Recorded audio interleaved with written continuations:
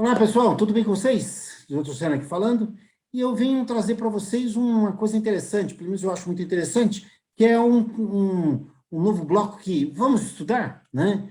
Por que que a gente está fazendo isso? A gente está aí com um investimento enorme no Brasil, tanto de água quanto de esgoto, né? E vocês aí provavelmente vão querer participar de algum concurso, algum teste dentro das empresas privadas, né? E é muito importante vocês já se preparando para isso. Porque tem muitas vagas surgindo aí, em várias partes do Brasil inteiro, né? São Paulo, Rio de Janeiro, o Norte, o Nordeste, tem investimento em todas as áreas do nosso Brasil, grande aí, merecidamente. Então, vamos estudar, é um novo jeito da gente pegar alguns concursos anteriores e debater item por item, para que a gente, com isso, traga conhecimento para vocês, tá bom? Então, vamos aí ao primeiro episódio, e depois a gente vai ter muito mais, tá bom?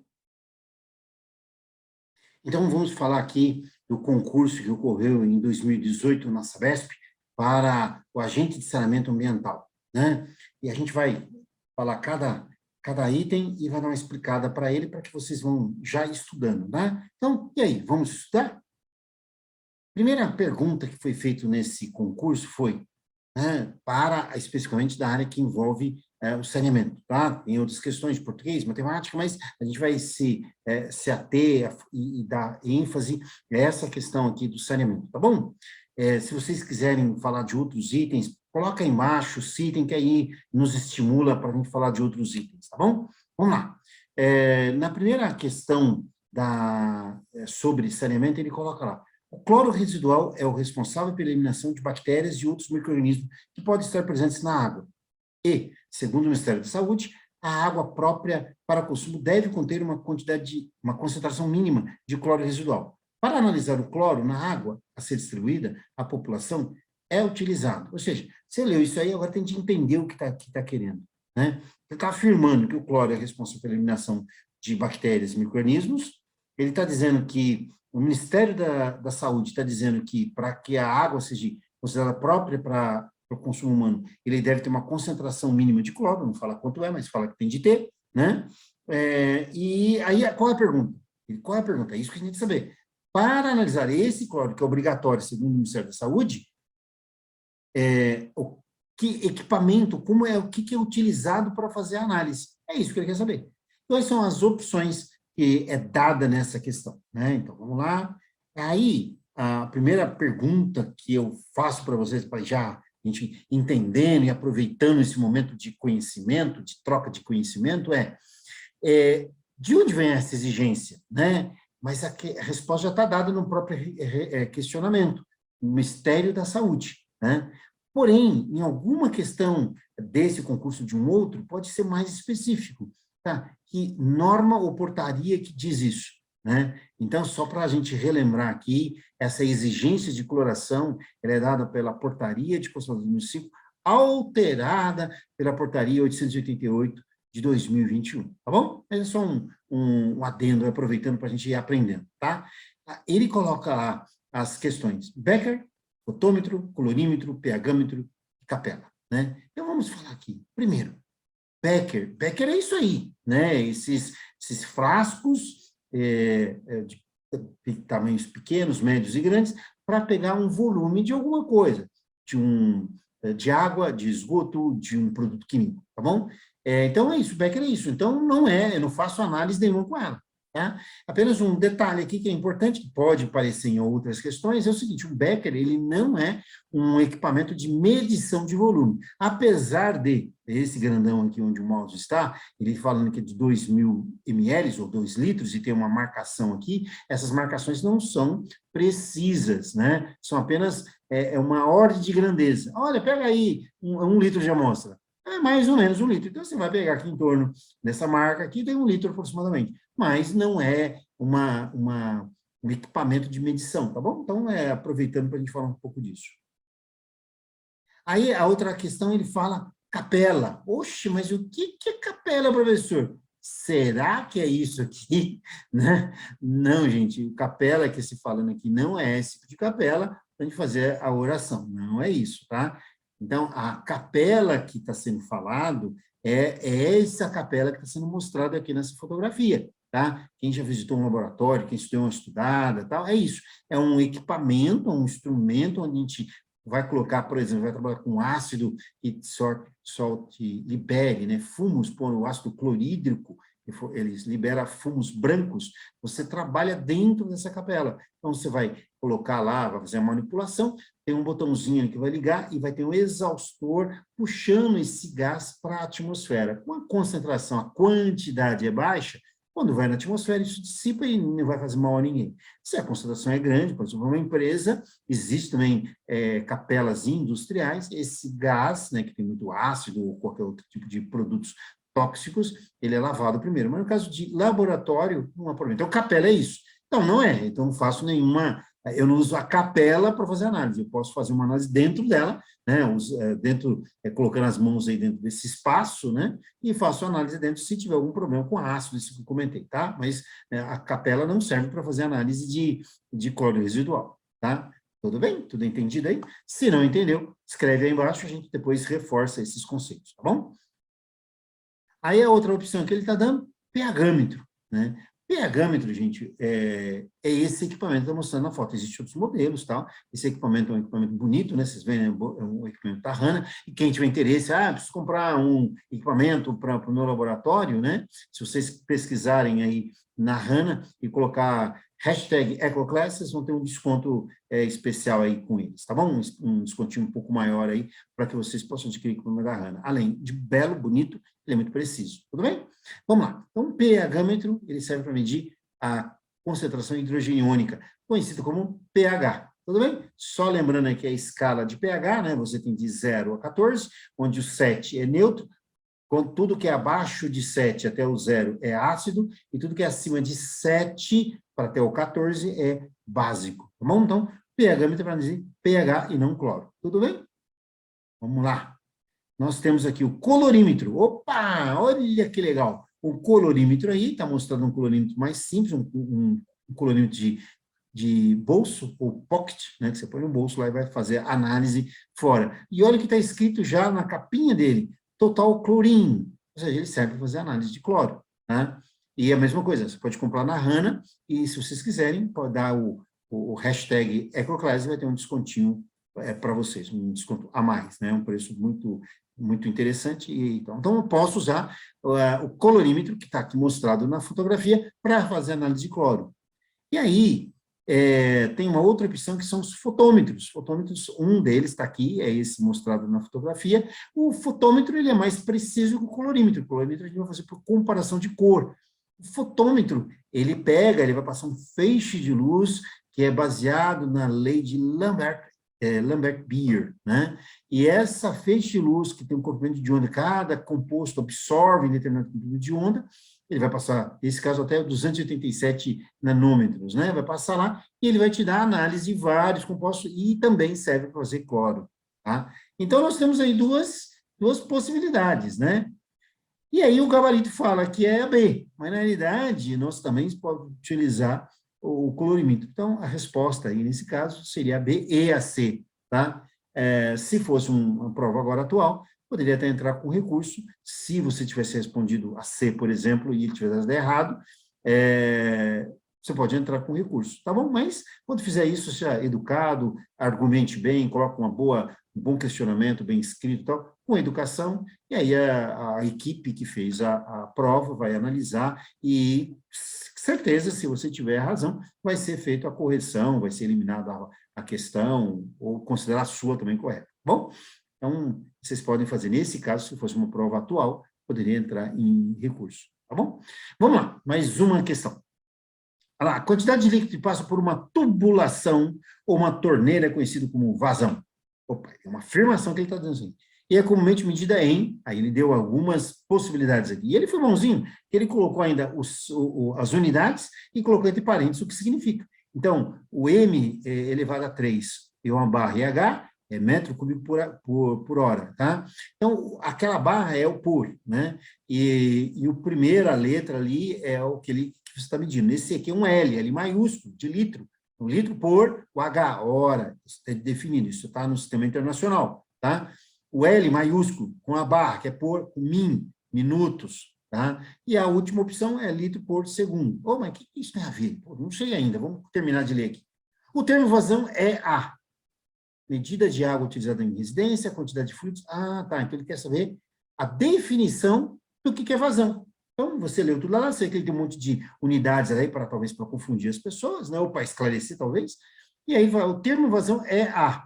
O que é o termo de vazão? O que é? Né? Então, ele está dizendo aqui, dando umas informações, e a gente vai ter de escolher aquilo que representa o termo de vazão. O termo de vazão é a medida de água utilizada na residência, é a medida de água utilizada em uma residência e que é medida na conta mensal, é a medida de água utilizada em uma indústria e que é medida na conta mensal. O A, o D e o E, reparem, são iguais. A primeira tem indústria e residência, na D tem só residência e na E só tem indústria. Opa, não me parece que é essa, que aí eu teria uma resposta que pode aí divergir, porque o termo vazão é a medida de água utilizada em uma residência ou indústria que é medida na conta mensal. Lá também tem a vazão, mas ele quer saber a definição dela, que não é a definição, né? Vamos ver as outras duas opções. Ó. Vamos lá, deixa eu ver aqui, deixa eu passar. Opa. A B fala a quantidade de fluidos que passa... Não, a C. A quantidade de fluidos que é desperdiçada por vazamento através de uma sessão por meio de tempo. Opa, até pode ser. Só que você está falando que é vazamento, né? O termo vazão não tem... aqui nós temos uma vazão de perda. Está aqui, ó, está vazando, né? A vazão. Só que quando ele coloca desperdiçada, então não estou falando da definição de vazão. Porque ele já está falando, já está afirmando que é desperdício, né? Mas, se eu quisesse medir, isso aqui o que é? Isso aqui, essa saída aqui é uma vazão. É uma vazão desse mau aperto. Mas é feito, é vazão, tá? Mas não é isso que ele quer, é o termo, que é a definição. Olha bem, é a quantidade de fluido que passa através de uma seção por unidade de tempo. Olha a B e a C como são parecidas. Tirando aqui a desperdiçada, né, desperdiçada por vazamento, olha aqui, de uma seção por unidade de tempo, uma seção por unidade de tempo. Ó, os dois têm, tá vendo? Só que esse aqui tem desperdiçada. E é desperdício, então não tem nada a ver com vazão, o termo vazão. Vazão, independente se é desperdício ou não, é o quê? É uma quantidade de fluido, de água, por exemplo, que passa numa seção, num tubo, né, durante um determinado tempo. Né? Então, você tem aqui, nessa fotografia, nessa desenho, uma torneira, um tubo, né? Então, uma seção, está passando aqui em um tempo. Então, eu coloquei aqui, eu medi, né, 20 litros em um tempo. Então, isso é a vazão. Vazão é o volume que passa numa seção durante um tempo definido. Tá? Então, por exemplo, isso aqui eu tenho 20 litros, dividido por 10 segundos, eu tenho 2 litros por segundo. Beleza? Achei. Então, a resposta B é a correta. Vamos lá. Aqui nós temos uma fotografia de uma estação de tratamento de esgotos, né? Perdão, de água, né? E aí ele coloca a seguinte informação. A fotografia não estava lá na questão, tá? Eu que estou colocando aqui para a gente esclarecer algumas coisas. No sistema de tratamento de água, acontecem etapas que envolvem processos químicos e físicos, ou, normalmente a gente fala físico-químicos, né? Mas químicos e físicos, né? Então, químico, eu estou colocando algum produto químico, e físico, eu tenho alguma barreira, alguma coisa física para que você faça esse processo, tá? A adição de produtos químicos contribui para tornar a água potável. Olha, ele está afirmando que eu tenho que colocar algum tipo de produto. Entre os possíveis produtos químicos, então, pode ser mais ou outros, estão os polímeros. Entendi. Então, eu tenho alguns produtos e quero colocar polímero. Que pode ser catiônicos, aniônicos e neutros. E, professor, o que tem a ver esse trem aí? Né? Calma aí, vamos terminar de ler. Dependendo da característica química da água a ser tratada. Tá, ainda não entendi nada. Termino. A etapa do tratamento em que esses polímeros são usados é Opa, legal. Então, ele quer saber, dentro da estação que está aqui na fotografia, onde eu aplico o polímero. Se ele é catiônico, aniônico ou neutro, isso pouco importa.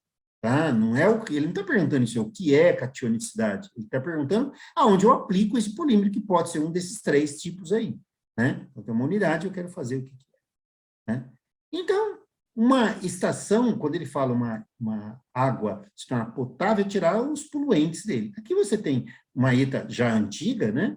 Um decantador, onde eles estão tirando, aqui tinha água, né? Então parou de operar aquele sistema e foi raspado, tirado o quê? Os materiais que estavam dentro daquela água, tá bom? Então, tem aqui material, tem o pessoal com rodinho e tal, empurrando esse lodo para que ele seja tratado em um outro lugar. Então, eu tirei da água, coloquei, está aqui dentro do decantador, e esse material eu vou fazer uma disposição dele. Tá? Eu vou entrar no caso agora. Então, uma fotografia, e uma das etapas é essa aqui. E ele está perguntando, é aqui que eu aplico o polímero? É aqui na decantação? É isso que ele está perguntando, né? Mas o que é polímero? Polímero é um plástico, né? Então, tem uma fotografia aí da pessoa segurando as bolinhas, né, de polímero, né? É um polímero qualquer. E logo abaixo, uma forma estrutural do poliacrilamida. A acrilamida, ela se forma uma cadeia polimérica, ele é grande, parece uma teia, que vai crescendo infinitamente, quem estuda um pouco lá da química orgânica. Então, a poliacrilamida é um polímero muito utilizado na tratamento de água, tá? Mas isso tem a ver com a qualidade da sua água, tem alguns testes para fazer isso. Não vou entrar agora o caso, tá bom? E ele quer saber aonde eu aplico o polímero. É isso que ele quer saber. Ele não quer saber se ele é catiônico, aniônico, não quer saber nada disso. Ele quer saber aonde eu aplico. Tá? E vamos ver as questões. Fluoretação, desinfecção, filtração, decretação e floculação. Tá? Qual desses cinco opções aqui é a correta? Né? Então, vamos devagarzinho que a gente vai aprendendo. Ao invés de a gente responder de cara, vamos lá responder. Então, fluoretação tem a ver com o quê? Com esse belo sorriso, tem a ver com evitar cáries, tá? E só para vocês terem ideia, a fluoretação, o flúor é utilizado aqui no Brasil desde 1953, tá? E ele é utilizado para evitar a cáries nas crianças, quando começa a dentição das crianças. Então, se aplica o ácido fluorsilícico, né, para que você evite a questão da cárie, tá bom? Vamos entrar agora no detalhe se isso é bom, se é ruim para nós, adultos, mas a gente vai ter, se der tudo certo, um bate-papo sobre isso. Tá? Mas continuamos aqui. E o que é o item B? A desinfecção. Então, dentro da água, a gente está captando de um rio, por exemplo, você tem micro-organismos lá dentro, né? Que está aí fantasiado nesse aumento dessa lupa aí dentro, né? Então, tem vários tipos de micro-organismos, né? Então, a desinfecção é desinfectar, ou seja, eliminar esses patógenos, esses micro-organismos que podem trazer doenças a nós. Então, a desinfecção, ele é feito para tirar esse material. A primeira pergunta está falando do quê? Do cloro, né? Para uma água se tornar potável ou de qualidade, ele tem que ter um residual de cloro. Para que serve o cloro? Para fazer a desinfecção. E o cloro, ele tem três formas, tá?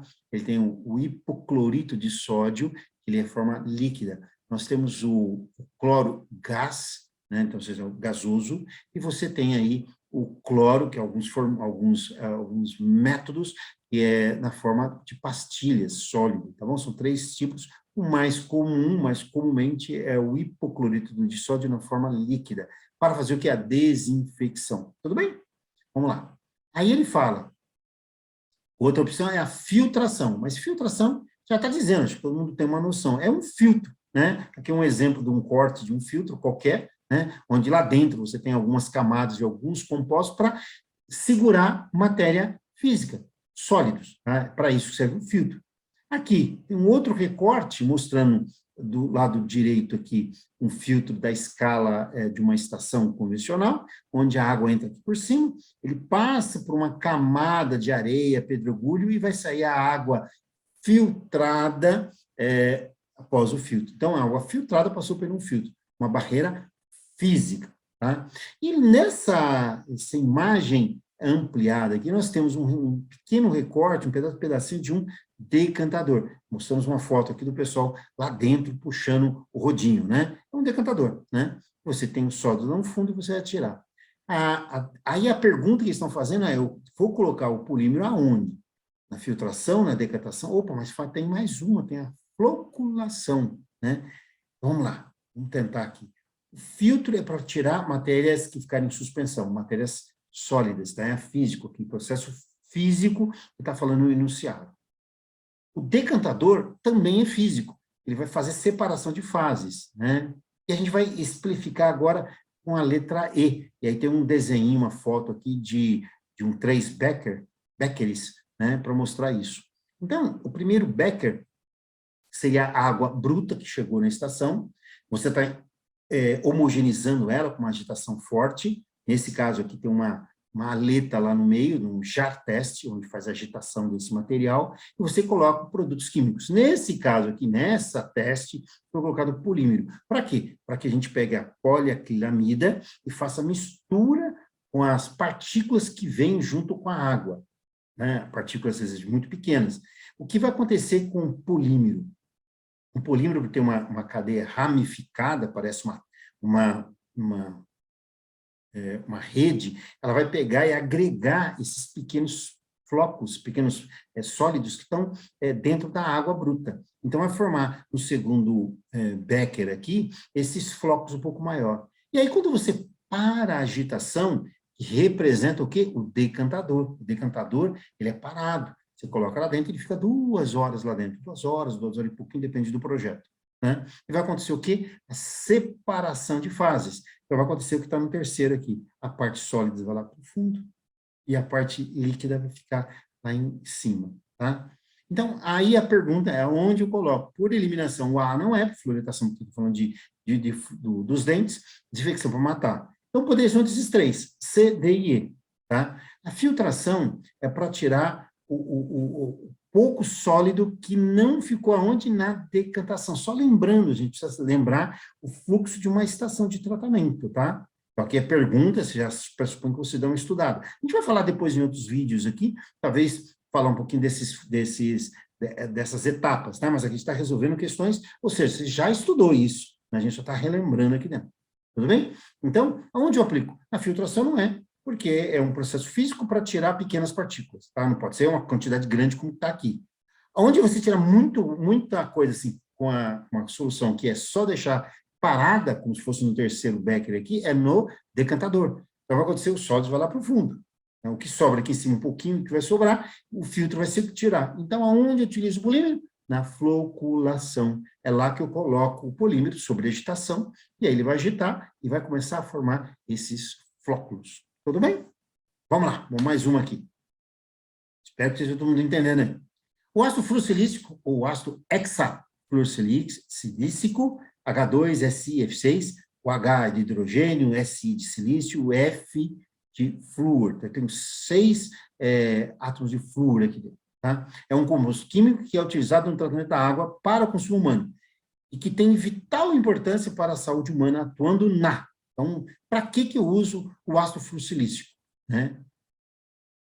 O nome já está, fluorsilícico ou hexafluorsilícico, né? E tem um flúor lá no meio. Então, lembra, flúor, tem a ver com aquele sorriso bonito que a gente mostrou alguns slides anteriores. Então, tem a ver com remoção de sólidos? Tem não.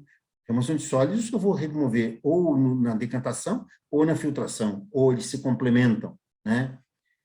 Proteção de bactérias e vírus, lembra daquele lupa grandão? Então, a gente está falando de desinfecção. Não tem nada a ver com ácido fluorsilícico. Lembra? Desinfecção, a gente usa mais o cloro, o clorito, beleza? Remoção de nutrientes? Não, remoção de nutrientes não ocorre na estação, tá?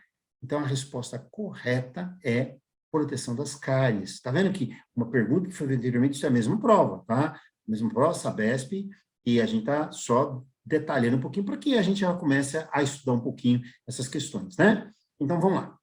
Então, o ácido fluorsilícico é usado para proteção de cáries. Tudo bem? E o flúor é usado desde quando no Brasil? Desde 1953, tá? Vamos lá, mais uma. Agora, para esgoto. A estação de tratamento de esgoto, na sua maioria, faz o tratamento e o posterior despejo é um corpo receptor. O que é um corpo receptor aqui? É o rio, o riacho, a lagoa. São exemplos aqui que ele deu. E tem uma especial atenção com os resíduos gerados no processo de tratamento. Então, ele está afirmando, eu gero resíduo na estação de tratamento de esgotos. E aí ele fala que principalmente o lodo. Ô, professor, mas o que é o lodo? Eu não lembro bem. Opa, então vamos mostrar aqui o que é o lodo. Está aqui o lodo, gente, tá? O lodo gerado numa estação é esse material escuro, né? E ele tem uma concentração de sólidos em torno de, depende dos processos, mas vamos falar o que normalmente se encontra, 20, 22% de sólidos, o restante é água. Então, tem aí 80% de água essa amostra que é demonstrado aqui na fotografia. Tá? O lodo é isso, esse material escuro que sai do sistema. Não vou entrar agora no detalhe dos sistemas de tratamento. Tá?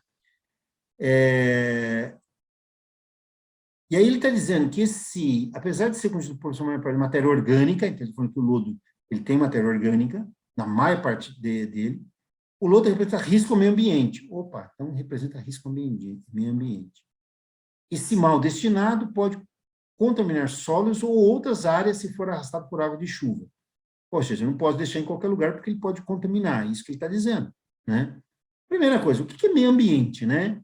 Uma definição está aí, mas o meio ambiente é onde nós vivemos. Nós temos uma fotografia mostrando o que é o meio ambiente. Né? O rio, as árvores, a grama, as pessoas, tudo isso aqui é meio ambiente. Tá? Ele está dizendo que o lodo, quando não tratado ou destinado ao decadente, pode causar risco ao meio ambiente. Então, tudo isso é meio ambiente. Ele está falando da grama, do lago, para as pessoas e assim por diante. E aí ele pede, considere as afirmativas abaixo. O lodo pode ser despejado, ele tá perguntando, o lodo pode ser despejado no corpo receptor, pode ser o rio, riacho, lago, para degradação da matéria orgânica pelos micro-organismos presentes na água? Opa, peraí. Corpo receptor olha aqui a fotografia anterior. Aqui tem um lago, estou chamando de lago aqui. Opa, o lago é um meio ambiente. Ele está dizendo que representa risco ao meio ambiente. O lago que ele está falando aqui é o meio ambiente. Então, eu não posso colocar lá porque ele causa risco. Então, número 1, eu já elimino. Não pode ser lançado num corpo receptor, num rio, riacho ou lago. Não pode, tá? Porque vai causar um dano àquele meio ambiente. Porque ele tem matéria orgânica, tem demanda bioquímica de oxigênio, tem nitrogênio e outros problemas aí, tá? E aí ele coloca, o lodo pode ser enviado para tratamento térmico, incineração. Mas o que é isso, teacher? É isso aí, né? O incinerador é um grande forno, né, que vai trabalhar com temperaturas elevadas e você coloca o material lá dentro, nesse caso o lodo, e o lodo vai ser queimado. A maior parte vai virar CO2, vai para a atmosfera, né? E vai sobrar uma quantidade pequena que chama de resíduos, né? Esse resíduo inerte, ele vai ficar parado e vai ser feito uma disposição adequada. A segunda. O terceiro, o lodo pode ser enviado para agricultores próximo à estação para uso como adubo de hortaliça. Ou pode ser. Então, a gente está falando que o lodo ele fica aqui e o cara vai colocar na sua fazenda, na sua horta, e vai fazer a plantação. Então, a princípio, sim. Mas atenção, olha a pegadinha. O lodo pode ser enviado para agricultores próximo à estação. Se tivesse parado aqui, opa, legal. Mas olha a continuidade, para uso como adubo de hortaliça. Olha a hortaliça, que a hortaliça fica próximo do solo. Se eu tenho um lodo de esgoto aqui, o que acontece? Vai ter uma contaminação. Porque o lodo de esgoto ele tem patógenos. Por exemplo, ovos de homintos, que a gente vai falar depois. Os ovos de homintos. E ovos de homintos não saem com hipoclorito. Não adianta você colocar cloro no lodo que não vai resolver. Tá bom? Ele tem outros processos, mas não com hipoclorito. Então, ou seja, se eu colocar o lodo de esgoto aqui, colocar hortaliças como essa, a probabilidade de contaminação é exageradamente grande. Mesmo que eu lave isso, eu posso ter patógeno aqui e consumi-lo. E aí eu posso ter problemas, tá? O ser humano pode ter problema. Então, esse aqui, por causa do adubo na hortaliça, opa, não, esse também não. Então, um não é e o 3 também não é. Vamos ver o 4. O lodo pode ser enviado para aterros sanitários. Só para quem não sabe, para quem nunca viu, né? Mas é fácil, aterro sanitário é isso. É formado colocando o lodo desde a base e vai subindo, subindo até que exaure a capacidade do seu aterro sanitário, né? Apenas uma curiosidade, aqui uma fotografia, nessa fotografia está aparecendo aqui no cantinho, uma lagoa, a lagoa de chorume, né? Chorume é o lixiviado de aterro sanitário. Chove, e toda essa água que passa através do aterro, ou seja, o aterro é cheio de materiais, de lixo, né? Eu preciso colher essa água que passou dentro do lixo, porque ela é altamente contaminante, né? Tem muito nitrogênio, uma DQO elevada, uma DBO de limite baixa, mas é poluente. Então, se recolhe numa lagoa como aquela, toda essa área que ela foi impermeabilizada, tá? Isso é licenciado, diferente, o que é um aterro sanitário, que é isso, e um lixão. Isso é importante vocês diferenciarem. Isso aqui é um aterro sanitário licenciado e com todas as regras de engenharia, tá bom? E esse chorume tem que ser tratado. E aí, vamos lá. Aí e aí, vamos lá. Quais são as opções que é nos dado? Primeira coisa, o 1 a gente já disse que não é. Então, tudo que tiver número 1 eu já cancelo. Então, o C, o D e o E, esquece. Não esquece, nem vou olhar o resto. Né? Não vou terminar ali. Então, o C, D e o E, esquece, porque ele não tem o número 1, eu não posso colocar no corpo receptor, porque eu vou contaminar. Então, sobrou o A e o B. O A 2 e a 4, a 2. O lodo pode ser enviado para incineração? Pode. O lodo pode ser enviado para adicionar? Pode. E o B? Ele só está dizendo que isso pode não pode ser. Não, ele pode ser nos dois. Eu posso queimar ele, ou esse lodo, e posso colocar na dentro. Então, a resposta correta é a. Só que alguém pode perguntar aí, mas eu já ouvi dizer que não pode incinerar porque é proibido. Opa, que não está falando questões de legislação. Então, você fica atento com isso. Mesmo que você já tenha lido alguma coisa, olha, não pode ser queimado, porque segundo a lei, número X, YZ e tal. Ele está dizendo, é possível colocar lá dentro? Sim, é possível. Né? Se vai ter lei proibindo ou não, é outros 500, tá? Mas aqui não está falando a lei. Se ele estivesse citando a lei, teria de colocar aqui no enunciado do problema. Olha, porém, considerando a legislação, aí teria aqui um argumento melhor. Mas nesse caso, como é apenas tecnicamente, sim, eu posso colocar também ensinar. Só não posso colocar na agricultura, porque ele colocou a hortaliça. Porque se não for de hortaliça, se colocar a agricultura, plantação de café, por exemplo, seria problema nenhum. Tá bom? Vamos lá. Então, assim, essas foram algumas questões, para a gente não ficar exageradamente grande. A gente vai depois fazer o restante dessa prova, vamos corrigi-la, né? E vamos fazer outras, tá? Diga aí se você gostou, se você não gostou, o que poderia ser melhorado. Seria legal para a gente, tá? Então, muito obrigado para vocês. E vamos estudar.